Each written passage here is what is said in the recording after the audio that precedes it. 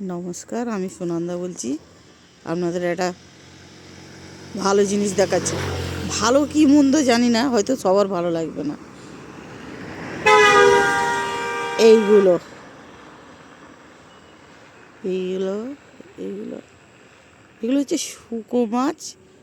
সমুদ্রের যে মাছ হয় না, লোটে মাছ এবং অন্য অন্য মাছ, সেই সব মাছ শুকনো করার জায়গা। এখানে শুকো মাছ তৈরি হয়, রেডি হয় আর কি। এইখানে এটা ঠিক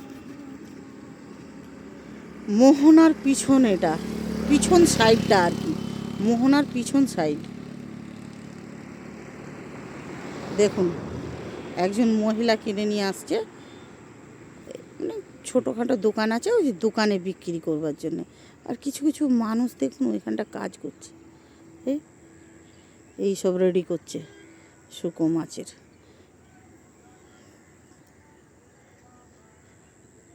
দেখুন।